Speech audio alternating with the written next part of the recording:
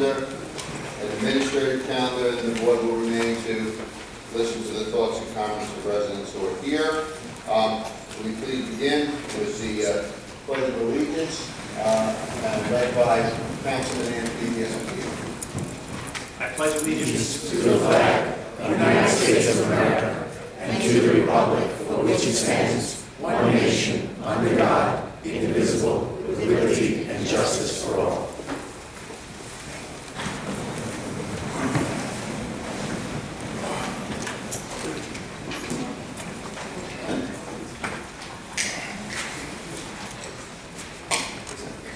Okay. Can you call the roll? Supervisor Santino. Here. Councilman Ambrosino. Here. Councilman Bateman. Here. Councilman Diaz-Padrón. Here. Councilman Boothby. Councilman Hughes. Here. Councilman King Sweeney.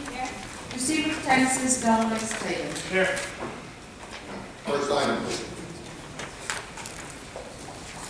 Petition of Commissioner of Buildings to demolish and remove a two-story, partly constructed wood-framed one-family dwelling with detached garage and remove all litter and debris from property in Merrick.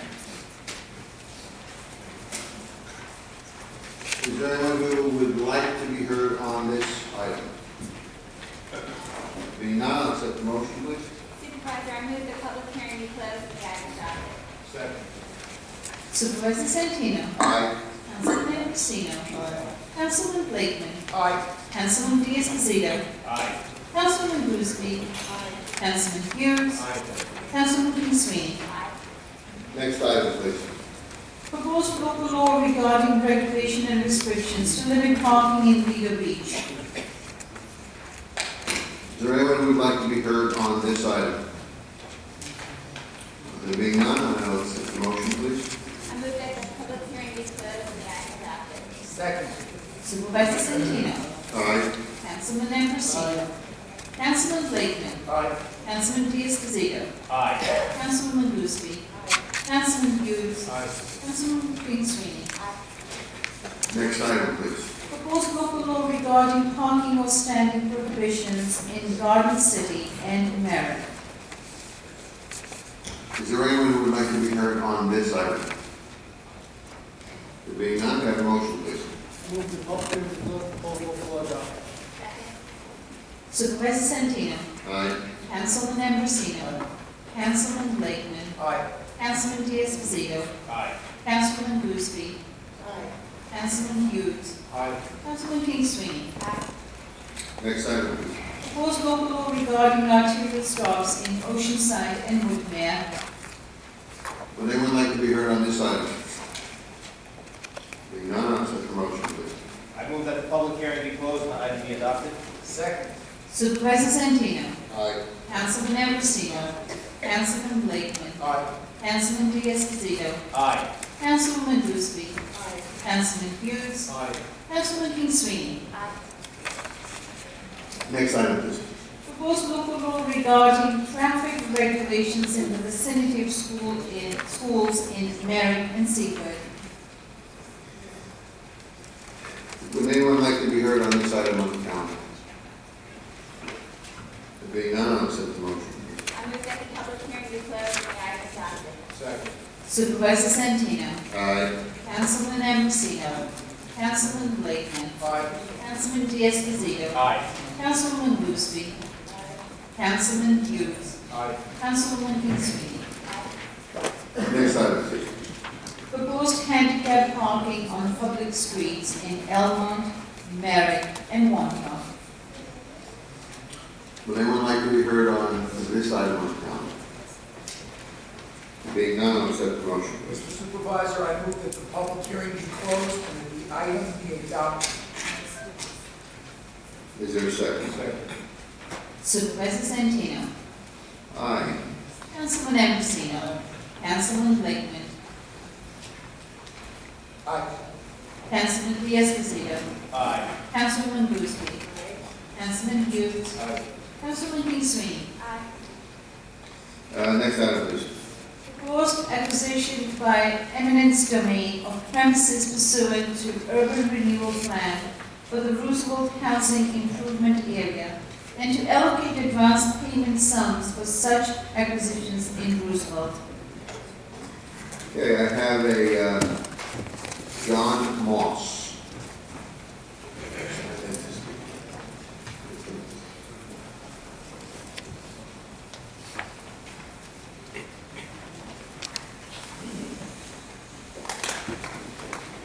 Good morning. We have some handouts for the board with regard to the two properties that we're looking to acquire. Okay, clerk.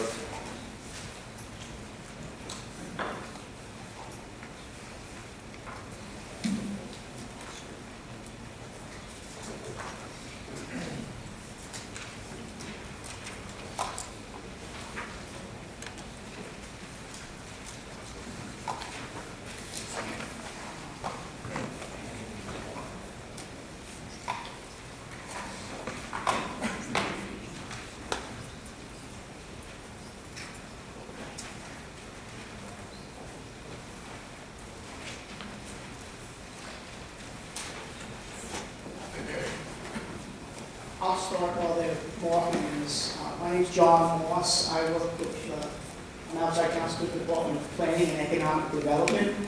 We're looking to acquire two parcels of property that meet the criteria of the Roosevelt Housing Improvement Area Urban Renewal Plan. These two properties are essential for access to some landlocked properties that we already own, which are to be developed as single-family housing under the terms of the Roosevelt Housing Improvement Area Urban Renewal Program. With regard to 38 White House, actually with regard to both properties, they have already been found by the building department to be unsafe for human habitation. There have been some citations issued and postings. I believe the town board has actually acknowledged and approved those actions by the building department. Also, the Department of Planning has had an architect take a look at the properties, the condition of the property. It appears the architect's conclusion is that really these properties need to be demolished. They have no lighting effect on the neighborhood.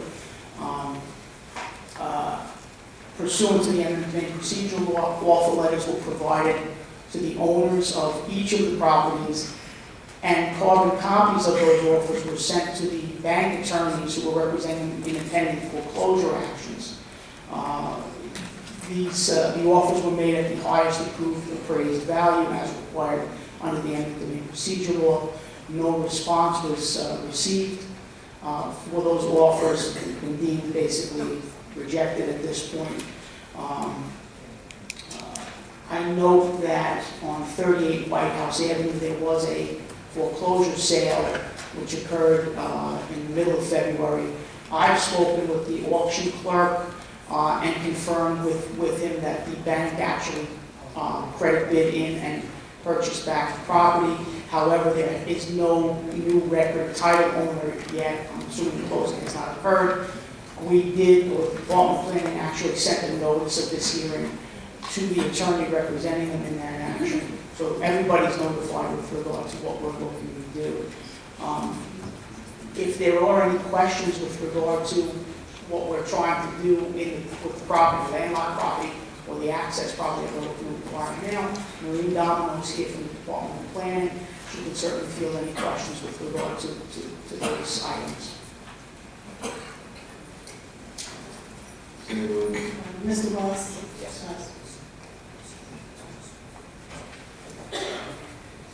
Go ahead, Joe. Sorry.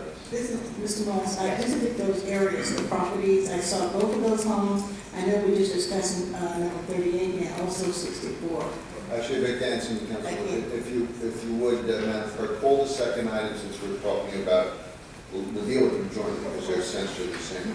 Yes, this, the companion hearing is proposed acquisition by eminent domain of premises pursuant to the urban renewal plan for the Roosevelt Housing Improvement Area and to allocate advance payment sums for such acquisitions in Roosevelt. All right, then we have the two of them together. I think it's the same case number. All right, because they're both, I think there are two homes in between those two. And those two homes are in terrible, terrible shape. We visited, we drove up as far as we could into the back, and all the garbage from every place, I guess, is being stored there.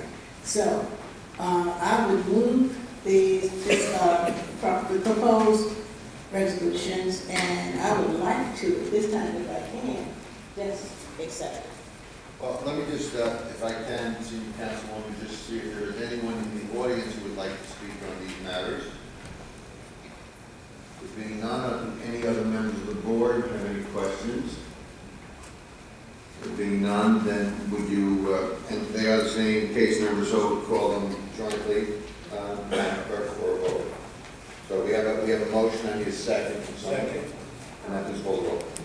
Supervisor Santino. Aye. Councilman Ambrosino. Aye. Councilman Blakeman. Aye. Councilman Diaz-Pasito. Aye. Councilwoman Gooseby. Councilman Hughes. Aye. Councilman King Sweeney. Thank you very much. Thank you. Thank you very much. Okay, on the administrative calendar,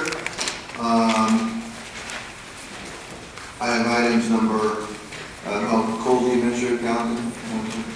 Mr. Supervisor, on the administrative calendar this morning, we have items 1 through 54. I also have 2 resolutions that are of urgent nature to be added to the calendar.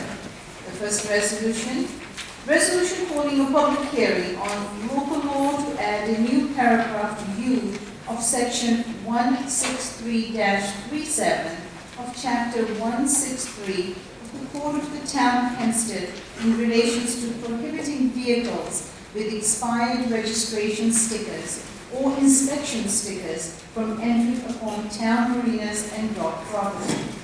This will be item 55 on administrative calendar. The second resolution is resolution calling a public hearing on a local law to add a new paragraph P of section 79-15 of chapter 79 of the Code of the Town of Hempstead in relation to prohibiting vehicles with expired registration stickers or inspection stickers from entering upon town housing authority property. This will be item 56 on the administrative calendar. Okay, so we have items number 1 to 56 on the administrative calendar. Does any council member wish to sever any item on the administrative calendar? There being none, I will then now accept a motion on the administrative calendar in its entirety, items 1 to 56. All right, Mr. Supervisor, I move the administrative calendar 1 through 56. Is there a second?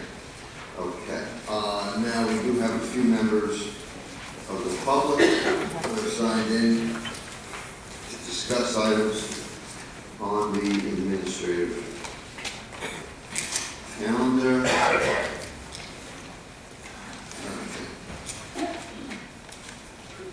Mr. David Schwartz. No, sir? No? Okay, thank you.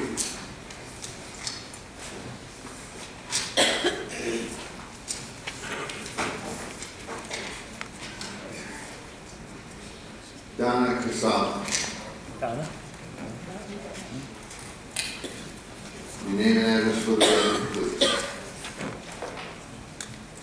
Good morning, Donna Kazaza, 405 Coleridge Road, Rockville Center, New York.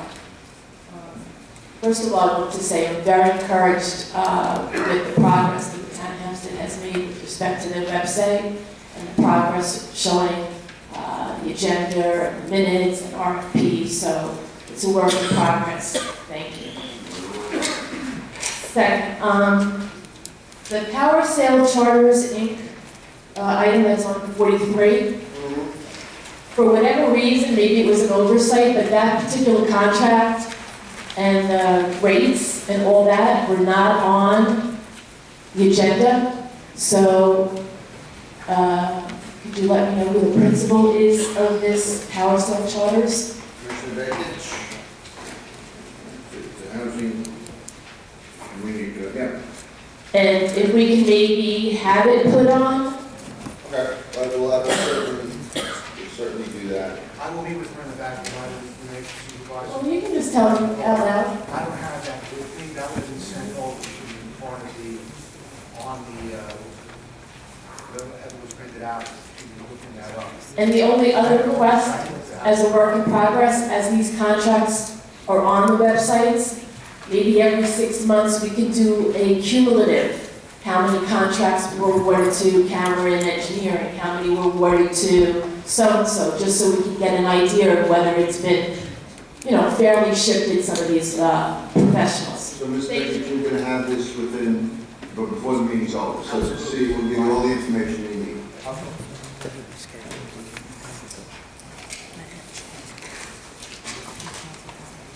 Village contract.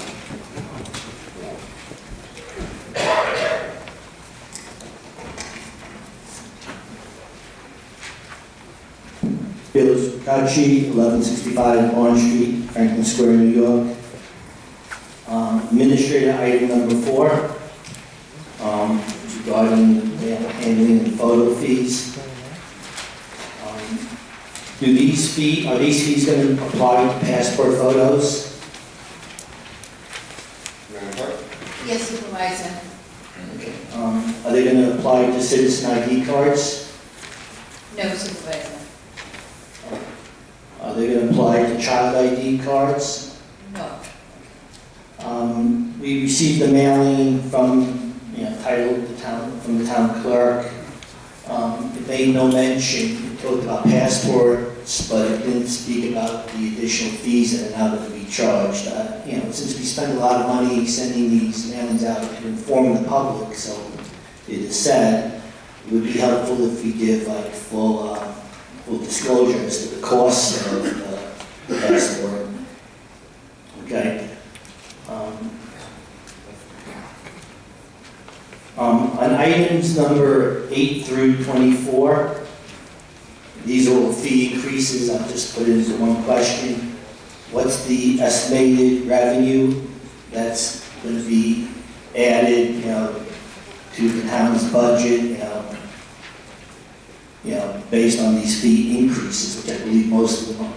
Is the control Conroy? Could you repeat the question, please? How much revenue is going to be added to the town from all the fee increases in items 8 through 24? Very subjective question in that there's a lot of variables to consider. Most of those fees are cooling increases, weather will have an adverse impact on that. So to answer your question, we're going to need 1 year's worth of history and I'd be in a better position to discuss that a year out. But yeah, I understand why you can't give me an exact number, but usually there's always projections in budgets, just like when you passed the 2016 budget, you didn't know if all the expenses are going to be the way you stated, but you made a projection. So when you make these fee increases, why don't you give a projection? Because you have to add something to the budget. Because again, it is subjective, and with budgets, we take a conservative approach to a budget. If we just do anything other than take that approach, we would be putting something out there that may not be realized. Well, you always do that with a budget. That's by definition. And again, by definition, from a zero-based budget, you need a base year, you need a history. So again, we'll be able to answer that question a year out, and we have a base year in history. So you're going to assume, just to be clear, because you have to put some number in the budget, you're going to assume that you're going to make the same revenue as you did the previous year. When we do the budget, we're going to gather the data we have at the point that we start to develop the administrative aspect of the budget. We will have some history of that.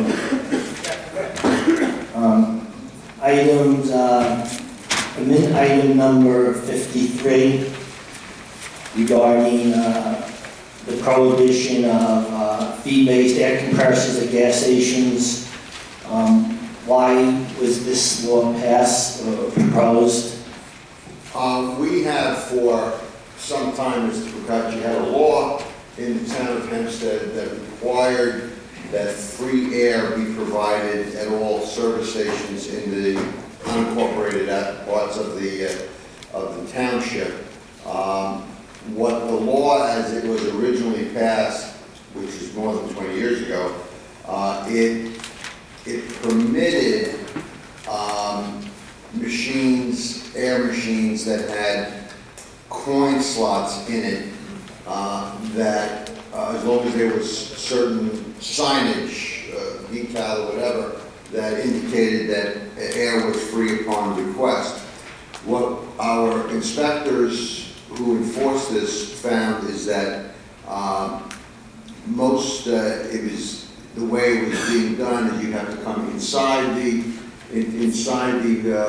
gas station, convenience store, whatever is there, get a token, go back out, and most people were essentially, that extra burden was such that they were just paying the dollar to get the air, so that the law was being essentially flouted by what we're doing here is tightening it up to prohibit the installation of air machines with coin slots. They'll have to just be the old-fashioned ones that work without, the ones that work without a coin slot, they just work, so that the free air will actually be free, because the law as it existed was being violated essentially by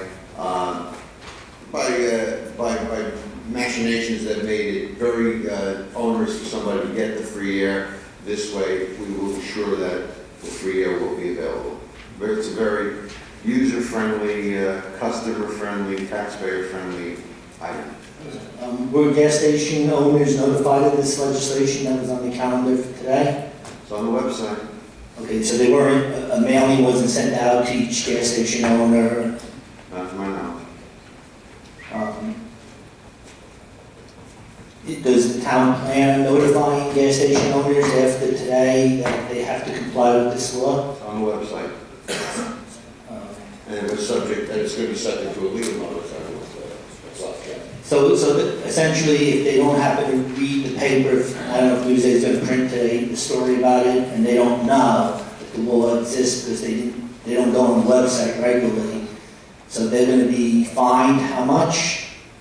It's funny how I suggested we do a mailing when you usually suggest we just put things on the website and send out an email. So it's on the website. It's subject to a legal notice that will go into the official newspaper of the township, and that's the answer.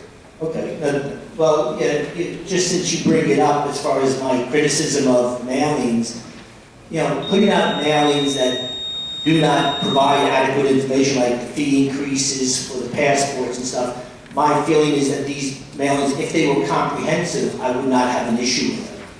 If they were not excessive, I wouldn't have an issue with them. The reason why I have an issue with the mailings is, first, nobody knows what they cost. Second of all, they're not comprehensive. They don't, even this most recent one that I just got several days ago, doesn't have the $10 cost for the photo on that. Any other items on the administrative? Yes, I do. Okay, item number 44, case 7. Over a month ago, this has to do with the employees, as I've said this, spoken this many times, but I have an issue. I foiled the open jobs more than a month ago, and the FOIL officer, now it's 5 weeks, I believe, if I got it right, so it's been past the 20 days allowance. It's actually probably close to 30 business days, which is excessive.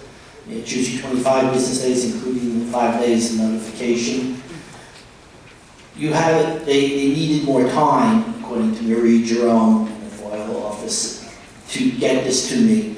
If people wanted to know about the job openings in the town of Hempstead, do they really have to wait 25 to 30 business days to find out if there are openings? Because my FOIL request is past due. It's violation of state law, since you really want to abide by the law. You're violating state law. And for what purpose? You really don't know what job openings are available in the town of Hempstead?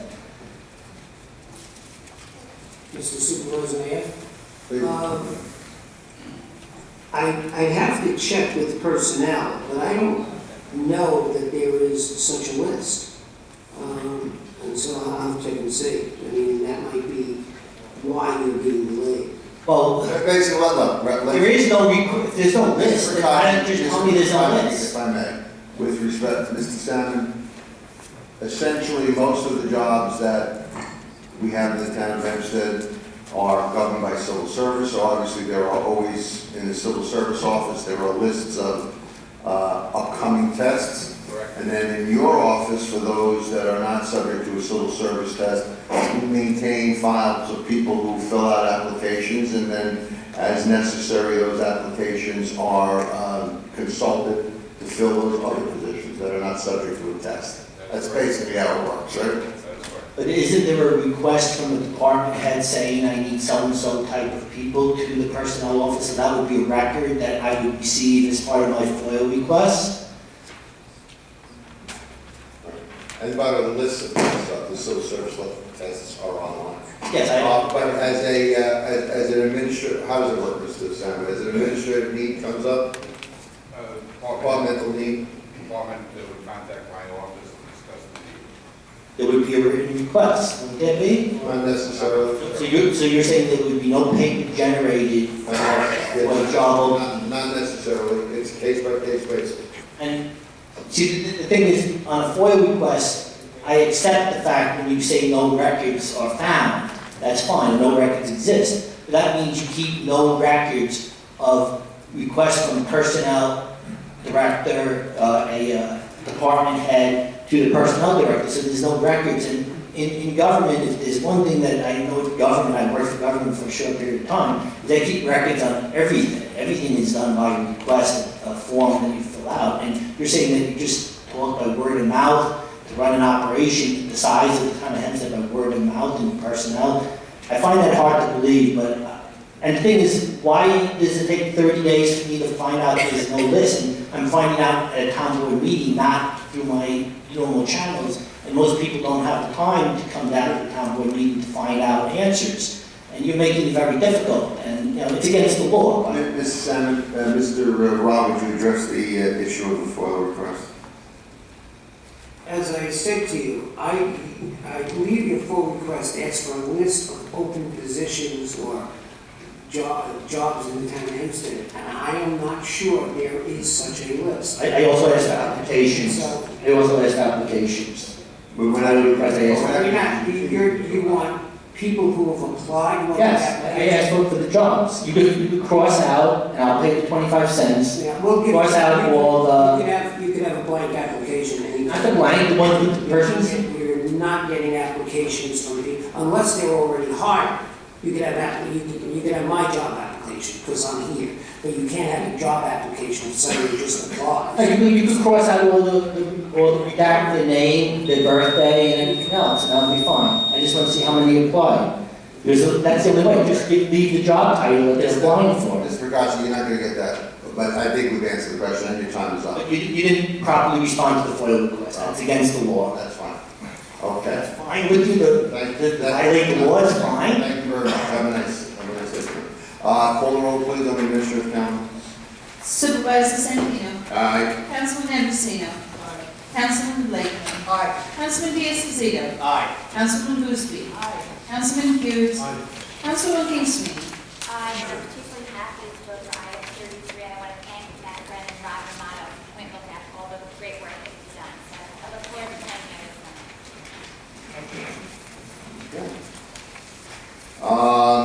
Motion to adjourn, please. Mr. Supervisor, just so I don't leave that last statement hanging, the town of Hempstead is in compliance with all of the laws of the state of New York and the federal government. Absolutely not. Okay. We need a second to close the meeting. Supervisor Santino. Aye. Councilman Andrusino. Councilman Blakely. Councilman Diaz-Pasito. Aye. Councilwoman Boothby. Councilman Hughes. Aye. Councilman Kingston.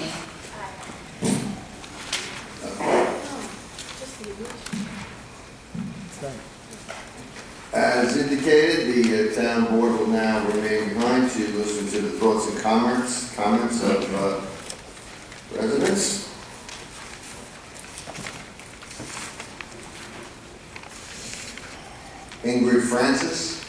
Ingrid Francis. Okay. Leslie Duplain.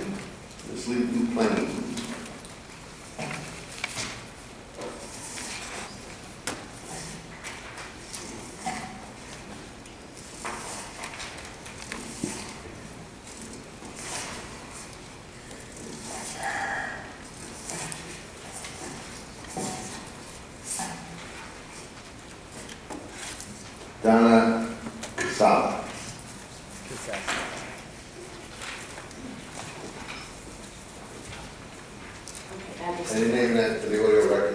Donna Casaza, 405 Coleridge Road in Rockville Center, which is in the unincorporated part. Commuter parking permits. This came, and it talks about encouraging all town of Hempstead commuters to visit or call the town clerk's office. So today, I say, okay, we'll stop shopping, I'm gonna go to the clerk's office and get my son a permit for his car in Baldwin, right? I go there, and I'm told that I need the registration. Nowhere does it tell me that I need to bring certain documents with me. Now, just think practically. I bring the VIN number, I bring the license plate, and I want to get a permit, because let's think about it. The car is at the station right now. People that are working from 7, my son goes on the 5:12 train, gets home at 7 o'clock at night, so let's see how we can resolve this. If I have that information, why can't I get a permit? We actually visit the train stations and. Oh, I know that, but if you're encouraging me, and with all due respect, and you're sending this out, you know, we all want to see the bullet points. You need to bring A, B, C, and it's going to cost you X. So. Thank you for your input. We'll. No, I want to know how to resolve the problem today. We could also, by the way, we could also take a copy of the registration. You don't actually have to have the registration itself. But again, thank you for your input. We'll try to make it clearer next time. Put it on the website, seriously? Sure. Yeah. All right.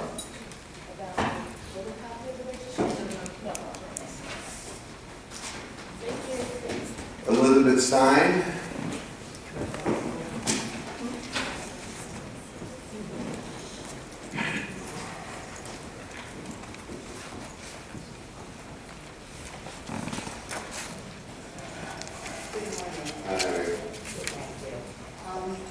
I actually started my day at 7 o'clock this morning with a very disturbing phone call from a friend and colleague who is a very prominent animal welfare attorney. And the phone call concerned a plea that had gone out last week from the town of Hempstead Animal Shelter concerning a dog named Bubba. And Bubba apparently is a large mastiff who came into the shelter having received 4 stab wounds by the owner. Apparently there was a fight with her other 3 large dogs, and to break up the fight, she did what she felt that she had to do. The dog came into the shelter. The plea went out from the animal shelter for apparently an adopter, because it was not limited to rescue. In the plea itself, it was quite clear that Bubba is a very friendly, nice dog. So it's interesting because generally when you see these pleas, if you're not a rescuer, there's really not that much you can do other than pass on. My colleague happens to know someone very well whose mastiff just passed away. So she said, this is perfect. He could be a perfect adopter for Bubba. She contacted her friend who said, yes, I would be quite interested. She then contacted the animal shelter. And through a number of trials and tribulations, was finally told that Bubba was being returned to the owner to be euthanized. She then contacted the Nassau County District Attorney's Animal Crimes Bureau to let them know what was going on. They, in fact, put a hold on Bubba, pending whatever investigation they were doing. Ultimately, the hold was lifted. She then attempted to have Bubba transferred or adopted to either a particular rescue with whom this adopter has worked, or to the adopter directly, and was told that... Your information is incorrect. I'm only... You're incorrect. Your information is incorrect. Bubba is not being euthanized. No, I understand that. The animal, but you said it, and I want to correct it for everybody else in the audience. No, what I would like to, before you tell me what I said was incorrect, you're obviously, because you were chatting with other people, I don't know if you were listening. I was getting the information. No. What she was told, and realize this is coming from an officer of the court, what she was told was that Bubba was being sent back to the owner to be euthanized. It didn't happen because she contacted the Nassau County District Attorney's Animal Crimes Bureau. In turn, a hold was put on Bubba. Bubba, to the best of my knowledge, was not euthanized, was not sent back. However, that was due to the phone call to Nassau County District Attorney Animal Crimes Bureau. So please, don't tell me that what I'm telling you is incorrect until you allow me to finish what I'm saying. So, in fact, what I would like to know is, number one, because what she was told is that Bubba is going out to a different rescue. She has not been told where Bubba is going. I would very much like confirmation that in fact Bubba has not been euthanized. And I would also very much, since there is, and I'm very happy to be able to work with this person, since there is, as I have been told, a new shelter liaison, and according to my colleague, who was treated very, very poorly by the shelter and the shelter staff when she was only trying to get this wonderful dog adopted, I think that a meeting would be in order with the new liaison, with myself, and this other attorney, to see in fact what went wrong and how this can be corrected. What I would be more than happy, Mr. Denning, if you would stand up. Kevin Denning is my executive assistant, who is the new liaison to the shelter. I'm sure he will be more than happy to meet with you. With respect to the particular case of Bubba, what I'm advised is that we are working to find a adoptive home for Bubba, and that if you have someone who is interested, if they pass the profile as to be an appropriate home for Bubba, that, obviously will be open to consideration. So work with Mr. Denning and let's get this story a happy ending. Yes, please, because what I would like to say, Supervisor Santino, is that, and of course, every adopter should be thoroughly screened, not just because it comes from me, or you, or anybody else. What I'm trying to bring forth to you is that they would not allow this adopter to be screened for reasons unclear to me. And she was told that, in fact, this dog was going to an unidentified rescue. So I would very much like this story to have a very happy ending. Fine, that's what matters. But thank you so much. Thank you very much. Lucille Defina?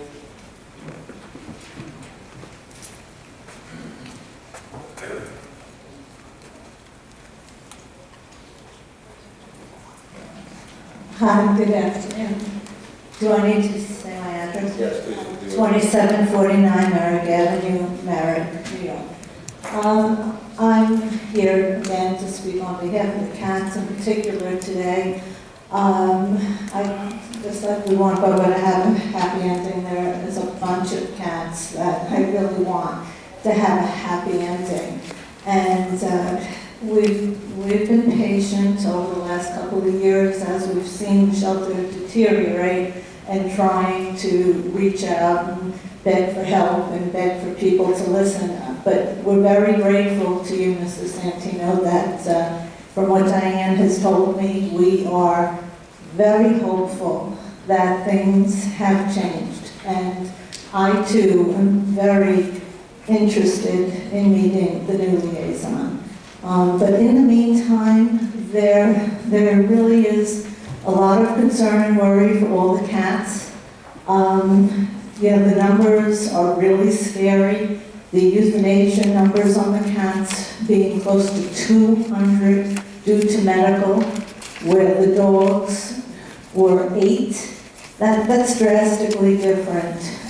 There's a lot of cats that are being killed because they have a runny nose, and I understand that there was a lot of pressure a couple of years ago that we were accusing the shelter of putting down cats because of aggression. And I think now, because I do not, and it's no secret, I do not trust Dr. Siegel at all. And cats, when they're nervous, when they're stressed, they get sick. They get URs, they get runny noses, and they get sick. And that's not a reason when they have a cold to say, oh, you know, he's untreatable, we need to euthanize him. There's a lot of cats right now on that adoption floor and in the back room that people are really, really worried about. I just made today a quick folder for Kevin that I'd like to give him because Mr. Denning, if you come forward. this in here is just giving you an example because I realize I've been told you don't really, you know, you need to learn about all of this, and I know we want like a crash course like immediately. But one of the most important things with cats is most of them look and act unadoptable. Sometimes it could take months, weeks before a cat starts to trust. That's just the way they are. That's their nature. So it is so important to look deep. A liaison, a rescue liaison, a vet, a director. If they were compassionate, they would be looking deep into these cats and find the thing that makes them special. I took the time just to print out just a couple of examples of what the town of Oyster Bay does on their pet finder site. I didn't go to Last Hope, I didn't go to a rescue organization, I didn't go into no-kill adoption centers, I just compared you to another animal shelter, another municipal animal shelter, and you will see the difference. The write-ups on their cats, the stories, it just breaks your heart. It makes people want to run into their shelter and adopt a cat. If you look at town of Hempstead, they barely have information. The numbers that they put, these 10-digit numbers, don't even coincide with the case numbers that are on their cages when you go in to see them. Half of them you can't even view them, there's no information. The pictures are terrible. No one is putting any time into these cats. There's one in there in particular, a little calico from the town of Hempstead shelter. I hope she's alive. Can you please see to it that she's alive? Because we have to put efforts into these cats. I know that it's going to take you a little time to do what you have to do, but the director and the rescue liaison and the vet, these are the three people that are in charge. And if we can get somebody in there right now to oversee every single animal that they're euthanizing, we would all feel a lot better.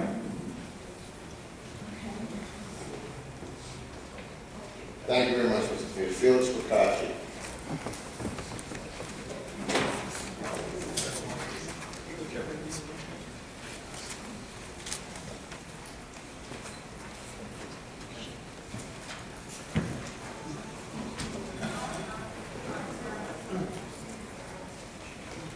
The town recently put out a press release encouraging residents to visit the latest town news on the website. Mr. Santino is quoted in the press saying, "Working together, we can achieve great things in America's largest township." The press release also mentions the town's winning of the GFOA Award Financial Report for the fiscal year 2014. Why hasn't the town put this financial report on the town's website along with the other additional documents that they just added? Trying to work together, I mean, I don't know, it doesn't seem to work with me. No? You're not going to answer? Okay. Since the windows requirement for the restaurant law was passed on February 9th of this year, has the town notified restaurant owners who are going to be subjected to this law that they have to bust windows? We are working with representatives of the restaurant industry. The law is going to be amended, and we're taking their concerns into consideration. Okay, because it was unfair really to subject them to restaurants that have received their building permits but have not received a certificate of occupancy, which that was very unfair in the law. It's sort of like entrapping people. They already paid for their permits, did the work. They didn't get the C of O yet, and now they're stuck and they have to start busting holes in the sides of the building, get another more architectural fees to redesign their building. And it's really designed to be unfair. I don't know why. Today, I observed a salt truck with 2 men in it, driving around Franklin Square. Why is the town's highway department sending salt trucks out when the temperature is over 50 degrees and there's no snow or ice on the ground? Mr. Nallo, Deputy Commissioner.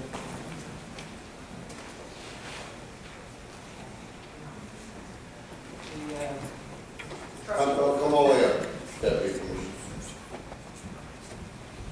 The trucks are all-purpose trucks, so the spreaders are put on at the beginning of the season, they're taken out at the end of the season. The season technically doesn't end until March 20th. They're out because it's debris, they're pulling hot, they're other work with the spreaders. They had no box attached to the truck. The truck had 2 guys in it. There's nothing they really could do with the salt hopper in the back of the dump truck. Well, I think he gave you the answer. The But salt hopper stays onto the I said, that why drive it around? It was being used for some other purpose. It was being moved from one place. It could have been taken to go get repaired. There's any number of reasons it could have been moved around. They weren't just joyriding. Well, for the last 5 years I've been talking about this. It was one of the things that drove me here to town hall. And the fact is they drive up and down the blocks looking for debris. That's absolutely ridiculous. I get garbage. In Franklin School, we get garbage 3 days a week. Regular garbage, we get recycled garbage pickup, we get junk pickup, we got 6 day a week garbage pickup. We don't need people looking for debris, and there's no real purpose. They are just joyriding, to put it bluntly. And I wish you would stop. If they need a suggestion as to what you have nothing for them to do, I've suggested to Councilman Ambrosino when he was my councilman what these people who really don't have a job can do. And it was Homes for Heroes. They came to my Civic back in 2010, and I suggested to Councilman Ambrosino that we get these guys retrained to do some work, maybe help build homes for veterans as opposed to just joyriding around. And it is joyriding. Several days ago, I received my 7th town mailing for the calendar year. That's one mailing every 10 days approximately. Since the town board members feel this mailing program is vital to keep residents informed, would the town board please disclose on its website the budget it costs for these 25 to 27 mailings per year? Will they do that to disclose information for transparency? Suggestions noted. I've been suggesting that for 5 years too. Last year I foiled records for the labor costs for administering the passport day at Town Hall. The records came back, no list exists. Apparently, if that's true, that means nobody keeps accurate records of how much it costs to administer a program. Mr. Blakeman told me last meeting that it's a great program because the room is packed. How do you know, if I gave out free money at my house, I'm sure my house would be packed. If the program is not generating revenue, or is not even paying for itself, you know, you're just giving away free money, offering a free service that really doesn't benefit much. When my estimates are $60 a person, and you could go to the post office, and if you get their picture, which is pricey, it's $15 a person, and the taxpayers are paying $60 a person. That doesn't seem like a good program. Just because the room is packed, it doesn't mean the business is successful. Giving away free money is not a good program, because you're not trying to help poor people. I think you're just giving away free. People probably come because they don't have to pay for the photo. Now, according to mailing, they don't even have a record. They're not even being notified with this $50,000 mailing that they have to now pay a fee, which they didn't have to pay last year. So, if you're going to inform people, why don't you inform people as opposed to just putting a lot of glossy pictures on the mailing?